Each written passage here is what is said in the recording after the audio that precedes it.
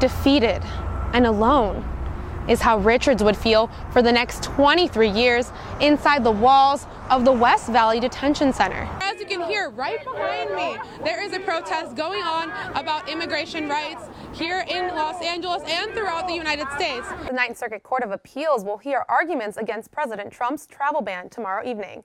Building, testing, and even moving a robot can be a difficult task for anyone. Donald Trump tweeted, quote, "Only 109 out of 325,000 people were detained and held for questioning based on his new immigration executive order." However, for the workers' union here in Los Angeles, that number is still significant. Steven Mnuchin was sworn in as Treasury Secretary late today after being confirmed by a vote of 53 to 47. For the 4,000 women who are currently on parole in the state of California, a sign like this can mean the world. One of the biggest issues Prop 61 will hope to address is the rising cost in the allergy-relieving medication, the EpiPen. It's rivalry week here at USC, and the Trojan Knights are spending their day and night defending Tommy Trojan from UCLA. Well, it was a really beautiful day today. I'm kind of hoping it's going to stay the same tomorrow for Valentine's Day. Wouldn't it be nice to have some sunshine? Let's go over to Addie at the Maps. Hey, Addie. In the San Fernando Valley is a middle school that is perfecting the balance between work and play. The secret is robots. It's really nice and we've learned a lot. I know how to build them now. I like everything about it. The Mulholland Middle School Robotics Magnet is the first of its kind in the LAUSD. And while it just launched this fall, students are already embracing the new curriculum, which involves building, testing, and competing against other students.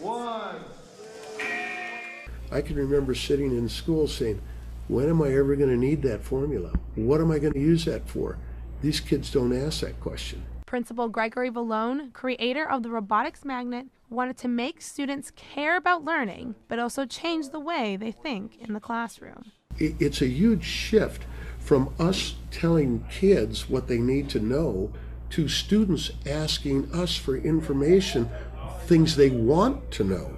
And it shows that students not only want to know more, but that more students are coming to school each and every day. The thing that we see with kids is just that there's a place for everybody, that we really want them to want to be here. That's the first step, is really getting that spark. For some, that spark is almost instant. It's just normal every day, but doing something that's fun and exciting, but at the same time having a responsibility. Moreno's responsibilities go beyond robotics, as the Magnet program incorporates all subjects into the program. Students learn how to first start off working with tethered robots, which involves a controller and a robot connected with a cord, then wirelessly without the cord. Finally, they can learn how to program their own software into the robot to get it moving, all on its own. According to Vallone, these skills are vital for students. This is bringing something to them that they probably wouldn't have otherwise. That is because many of the students at Mulholland come from low-income backgrounds who may not have the resources to encourage their children to pursue robotics. With this new program in mind, staff hope to break the barrier and get parents to recognize the potential for kids, and especially young girls, in robotics. There's a deficit in the engineering fields and the science fields for females, yet they're here.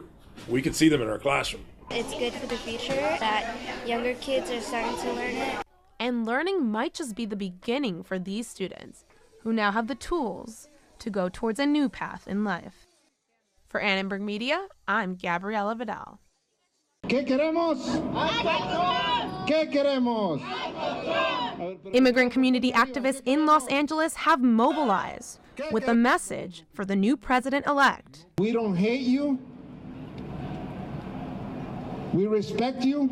We don't hate you, but we don't fear you either. Fearlessness is what drove these laborers to defend their place in society. We know that this country depends on the labor of immigrants. They just want to be treated equal, and they also want to be included in this economy as well. California is home to over 10 million immigrants, many of whom assume day labor jobs, from plumbing to gardening to farming. Immigrants say without their labor, these businesses would never succeed. That's kind of been the talk of who's going to be doing that work if a lot of our folks get deported. According to political analysis website 538, immigrants are more likely to start businesses and participate in the labor force than Americans.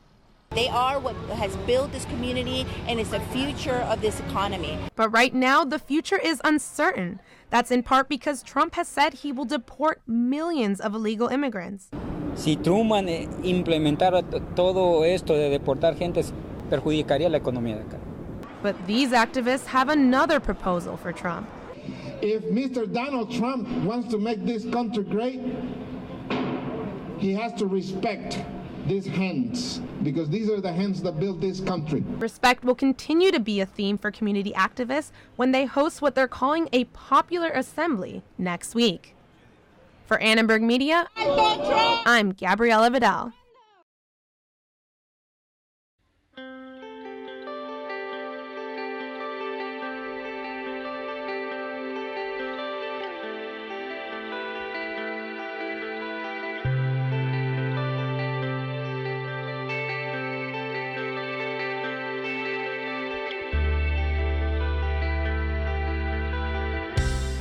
He had fallen off his skateboard and hit the back of his head and got a severe skull fracture, but then he started seizing and started pounding the front of his head against the asphalt.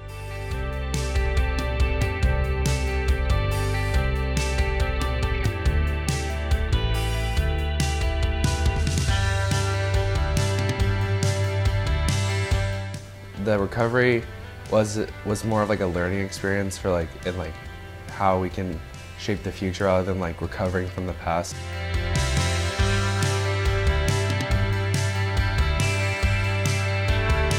As long as one person is affected, then it's all worth it.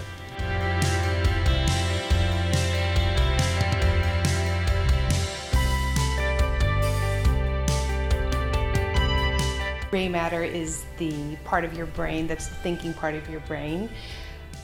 So we want you to use your gray matter to save your gray matter. To do a gnarly trick, you have to feel safe, or to get better, you have to feel safer. So that's why I wear my helmet, and I'm planning on keeping it on.